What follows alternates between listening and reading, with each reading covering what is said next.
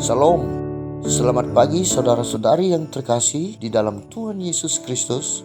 Selamat bergabung kembali di dalam renungan pagi hari ini. Sebelum kita membaca dan merenungkan firman Tuhan, marilah kita mempersiapkan hati dan pikiran kita dan memohon tuntunan Roh Kudus. Mari kita berdoa. Bapa yang baik, kami bersyukur atas penyertaan-Mu sepanjang malam ini. Kami boleh bangun dari tidur kami, itu semuanya karena kasih Tuhan dan penyertaan-Mu bagi kami. Ya Tuhan, sebentar lagi kami mau mendengarkan firman-Mu. Berkatilah kami, Tuhan pimpin hati dan pikiran kami untuk memahami kebenaran firman-Mu, sehingga kami boleh melaksanakan dalam kehidupan kami sehari-hari. Di dalam nama Yesus kami telah berdoa. Amin. Saudara-saudari yang dikasihi Tuhan, renungan firman Tuhan pada pagi hari ini terambil dari Markus pasal 9 ayat 33 sampai ayat yang ke-37. Saya akan membacakannya untuk kita. Kemudian tibalah Yesus dan murid-muridnya di Kapernaum. Ketika Yesus sudah di rumah, ia bertanya kepada murid-muridnya, "Apa yang kamu perbincangkan tadi di tengah jalan?" Tapi mereka diam, sebab di tengah jalan tadi mereka mempertengkarkan siapa yang terbesar di antara mereka. Lalu Yesus duduk dan memanggil ke-12 murid itu. Katanya kepada mereka, "Jika seseorang ingin menjadi yang terdahulu, hendaklah ia menjadi yang terakhir dari semuanya dan pelayan dari semuanya." Maka Yesus mengambil seorang anak kecil dan menempatkannya di tengah-tengah mereka. Kemudian ia memeluk anak itu dan berkata kepada mereka, "Barang siapa menyambut seorang anak seperti ini dalam namaku, ia menyambut aku. Dan barang siapa menyambut aku, bukan aku yang disambutnya, tetapi dia yang mengutus aku." Saudara-saudari yang dikasihi Tuhan, judul renungan kita pagi hari ini adalah melayani untuk menjadi yang terbesar. Saudara-saudari yang dikasihi Tuhan, ada seorang pemimpin yang bertobat di umur 50 tahun, baru menyesal setelah mengerti tentang tujuan penebusan Kristus mengenai keselamatan yang dilakukan Kristus dalam dirinya. Ia berkata, "Saya benar-benar rugi dan sesungguhnya sangat rugi. Mengapa di umur yang sudah tua ini saya baru bertobat dan menerima Yesus? Seandainya dari dulu saya sudah memahami arti keselamatan dan saya tidak seegois itu, betapa banyaknya pelayanan yang seharusnya sudah saya lakukan. Saya pikir dengan apa yang saya punya, saya telah melakukan banyak. Tapi sesungguhnya saya belum melakukan apa-apa. Karena apa yang telah saya lakukan adalah untuk kehormatan nama saya."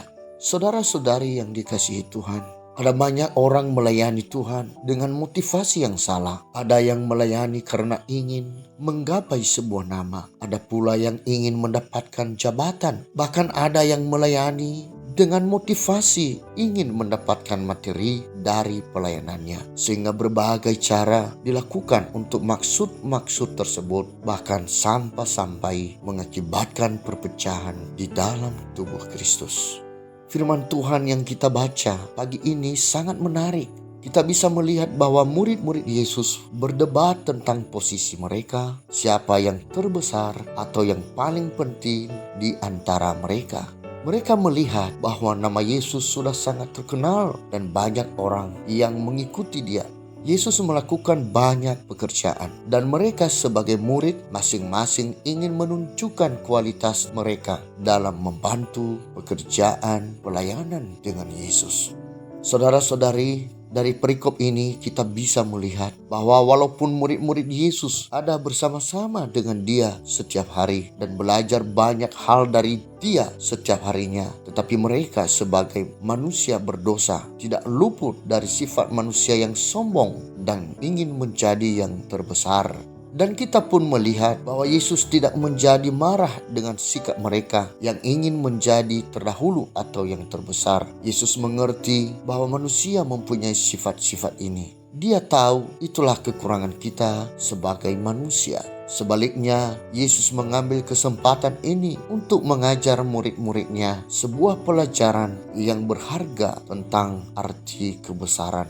Dalam hal ini, keinginan untuk menjadi yang terbesar secara mengejutkan, Yesus mengajar murid-muridnya tentang arti kebesaran yang sesungguhnya adalah dengan menjadi pelayan dari semuanya. Sebagaimana layaknya kita menyambut seorang anak dengan lemah lembut, demikianlah kita bersikap dalam hidup kita dan pekerjaan kita, sehingga kita layak untuk dihargai dan bahkan dihormati oleh orang lain. Mempunyai sebuah ambisi itu sah-sah saja. Mungkin ada di antara saudara yang ingin menjadi seorang pemimpin atau ingin memperluas kerajaan bisnis saudara. Tetapi ingatlah apa yang dikatakan Yesus kepada murid-muridnya di ayat 35. Jika seseorang ingin menjadi yang terdahulu, hendaklah ia menjadi yang terakhir dari semuanya dan pelayan dari semuanya. Janganlah berbuat yang tidak baik untuk mencapai tujuan saudara. Sebaliknya,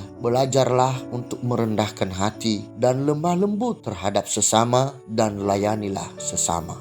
Demikianlah Tuhan Yesus telah mendefinisikan kembali arti kebesaran yang sesungguhnya untuk kerajaan Allah. Mari kita saling melayani. Tuhan memberkati. Saudara-saudari yang dikasihi Tuhan, kita akan menutup renungan dalam doa. Mari kita berdoa. Bapa yang di surga, terima kasih untuk firman-Mu yang telah kami dengarkan. Biarlah Roh Kudus yang memimpin kami untuk melakukannya. Kami berdoa untuk saudara-saudara yang dalam pergumulan hidup, yang sedang sakit. Berkati mereka, lindungi mereka, sembuhkan mereka di dalam nama Yesus. Kami juga berdoa untuk para pemimpin kami di negara ini Bapa, baik dari pusat sampai ke daerah-daerah. Tuhan yang memimpin mereka, Tuhan yang mengarahkan mereka untuk memahami apa yang dibutuhkan oleh rakyat. Kami juga berdoa untuk aktivitas kami dan studi kami sepanjang hari ini. Tuhan yang memimpin kami melewatinya. Terima kasih Tuhan, di dalam nama Yesus kami berdoa. Amin. Saudara-saudari, mulailah harimu, kiranya kasih dan anugerah Tuhan senantiasa melimpah di dalam kehidupanmu. Dan muliakanlah Tuhan di dalam setiap aktivitasmu dan jadilah saksi hidup bagi firman-Nya. Roh Kudus menyertai kita semua. Sampai berjumpa kembali di renungan berikutnya. Tuhan Yesus memberkati.